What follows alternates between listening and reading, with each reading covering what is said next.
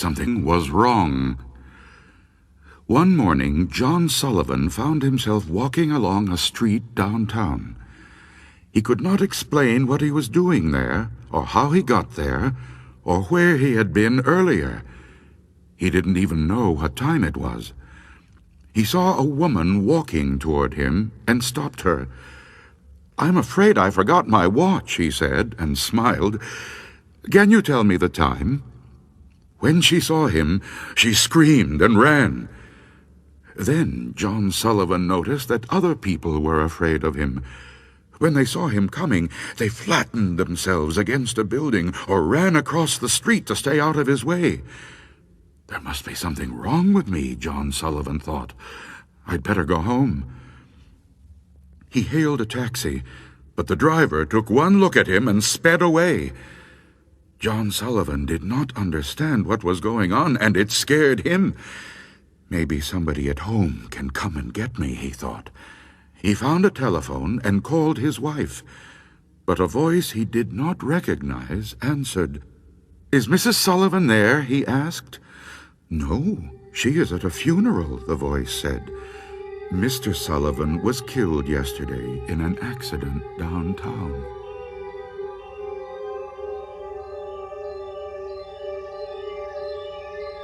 The Wreck.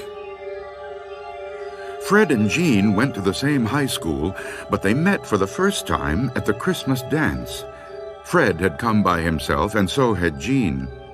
Soon, Fred decided that Jean was one of the nicest girls he had ever met. They danced together most of the evening. At 11 o'clock, Jean said, "I have to leave now. Can you give me a ride?" "Sure," he said. "I've got to go home, too."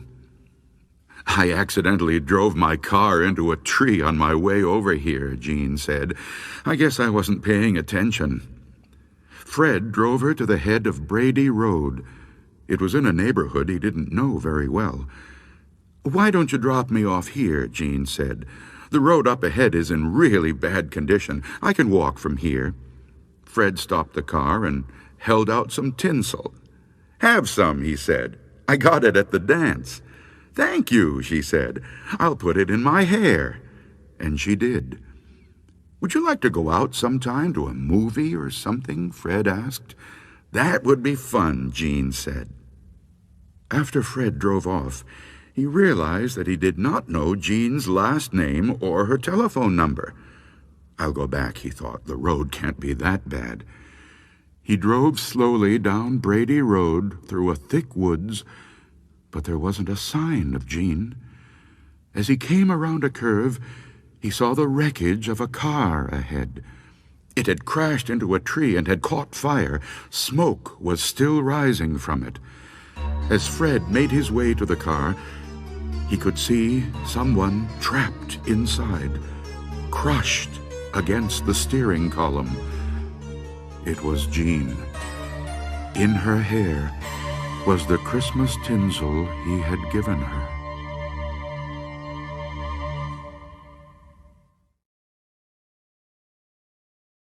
One Sunday morning.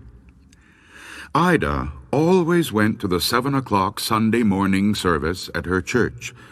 Usually she heard the clanging of the church bells while she was eating breakfast, but this morning she heard them while she was still in bed.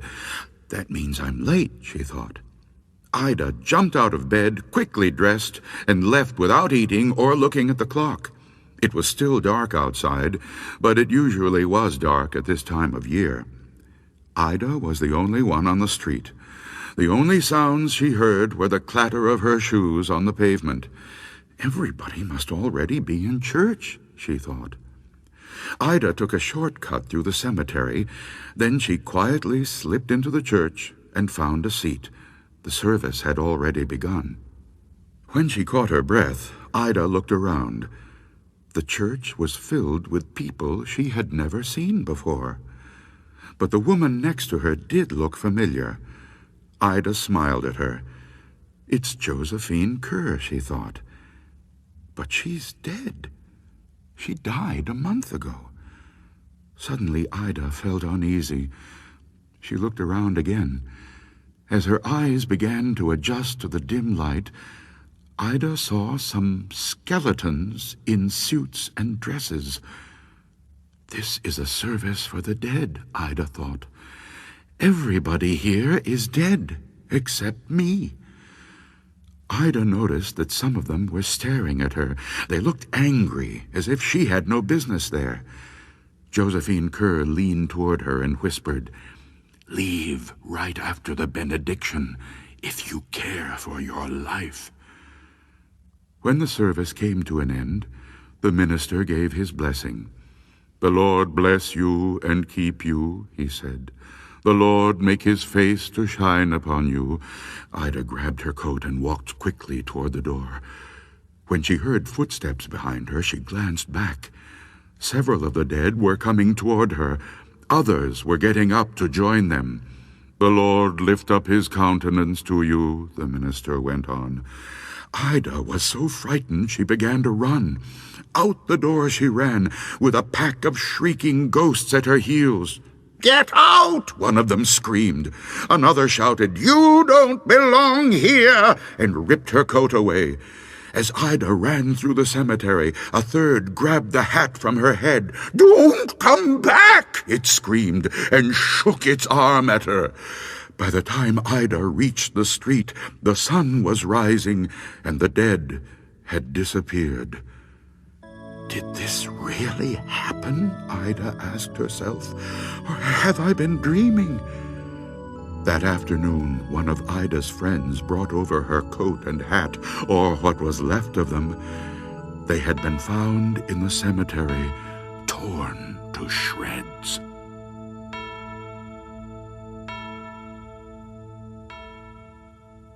Sounds. The house was near the beach. It was a big old place where nobody had lived for years. From time to time, somebody would force open a window or a door and spend the night there, but never longer. 3 fishermen, caught in a storm, took shelter there one night. With some dry wood they found inside, they made a fire in the fireplace. They lay down on the floor and tried to get some sleep, but none of them slept that night. First they heard footsteps upstairs. It sounded like there were several people moving back and forth, back and forth. When one of the fishermen called, "Who's up there?" the footsteps stopped. Then they heard a woman scream.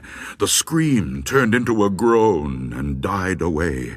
Blood began to drip from the ceiling into the room where the fishermen huddled.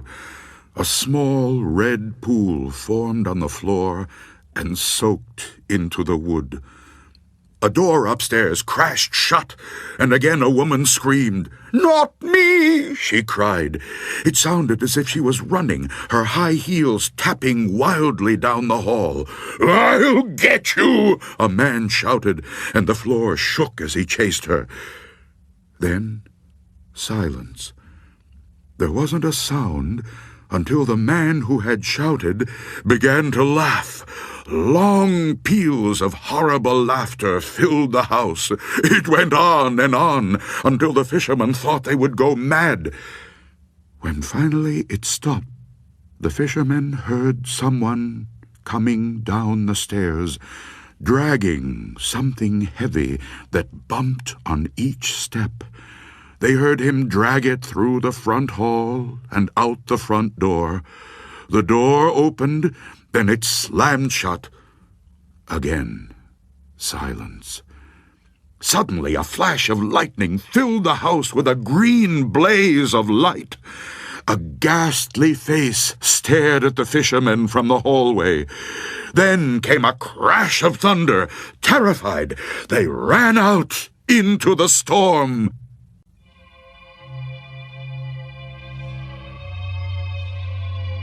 A weird blue light. Late one night in October 1864, a Confederate blockade runner slipped by some Union gunboats at the entrance to Galveston Bay in Texas and made it safely to port with its cargo of food and other necessities. Lewis Billings, the master of the small vessel, was getting ready to weigh anchor when he was startled by a shriek from one of the crew. A strange old-fashioned schooner with a big black flag was rushing down at us, Billings said later. She was afire with a sort of weird, pale blue light that lighted up every nook and cranny of her. The crew was pulling at the ropes and doing other work, and they paid us no attention, didn't even glance our way. They all had ghastly, bleeding wounds, but their faces and eyes were those of dead men. The man who had shrieked had fallen to his knees, his teeth chattering as he gasped out a prayer. Overcoming my own terror that was chilling the very marrow of my bones, I rushed forward, shouting to the others as I ran. Suddenly, the schooner vanished before my eyes. Some say that it was the ghost of Jean Lafitte's pirate ship, Pride, that sank off Galveston Island in 1821 or 1822. She was seen again in 1892 in the same waters with the same crew.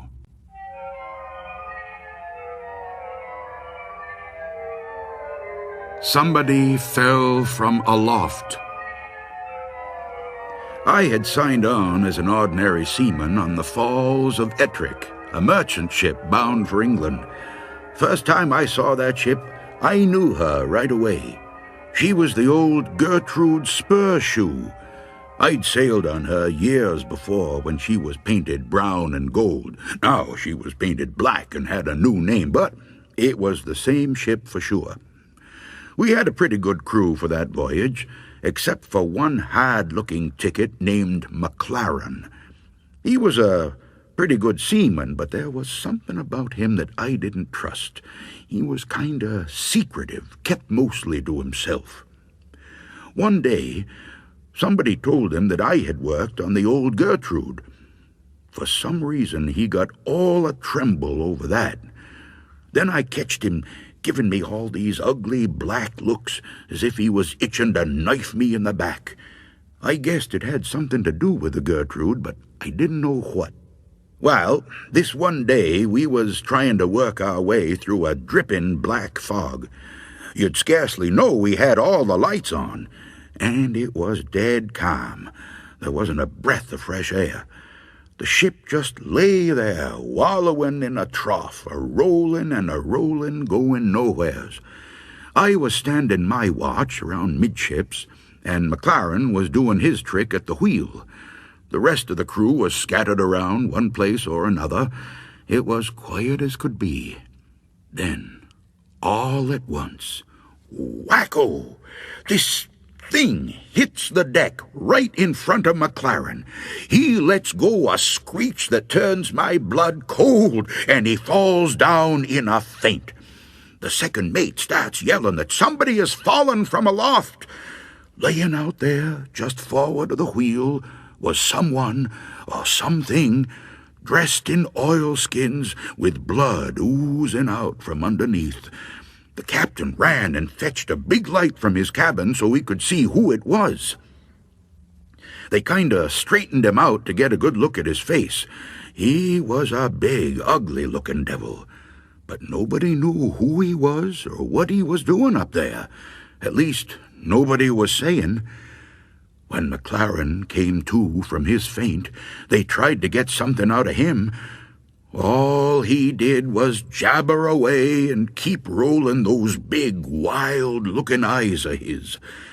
Everybody was getting more and more excited. We all wanted to heave the body overboard as quick as we could. There was something weird about it, as if it wasn't real. But the captain wasn't so sure about getting rid of it that way. Could it be a stowaway, he asked? But the ship was so filled with lumber we were carrying, there was no space where a living thing could hide for 3 weeks, which is how long we had been out. Even if it was a stowaway, what was it doing aloft on such a dirty day? There was no reason for anybody to be up there. There was nothing to see. Finally, the captain gave up and told us to heave him overboard. Then nobody would touch him. The mate ordered us to pick him up, but nobody made a move. Then he tried coaxing, but that didn't do any good. Suddenly, that loony McLaren starts yelling, "I handled him once, and I can handle him again." He picks up the body and staggers over to the railing with it. He is just about to throw it overboard when it wraps its two big long arms around him, and over they go together. Then, on the way down, one of them starts laughing in a horrible way. The mates are yelling to launch a boat, but nobody would get into a boat, not on a night like that. We threw a couple of life preservers after him, but everybody knew they wouldn't help. So that was that. Or was it? The first chance I had to go home after that, I went right over to see old Captain Spurshoe, who was captain when the Gertrude was around. "Well," he says, "one trip these two outlandish men shipped aboard the Gertrude. One was McLaren, the other was a really big fella. The big one was always picking on McLaren and thumping him around. And McLaren was always talking about how he would get back at him. Well, this wet, dirty night, the two of them was up there alone, and the big one come flying down, killed himself deader'n a herring. McLaren says the foot rope they were using parted, and how he almost fell himself. But everybody who saw that rope knew she didn't give away on her own. She had been cut through with a knife. After that, whenever we came into port, McLaren thought we were going to get the police after him, and he'd get pretty scared. But we couldn't prove anything, so we didn't try. In the end, I guess the big fella took care of things in his own way. If he was a ghost that came back, that's what he was. If there be things like ghosts.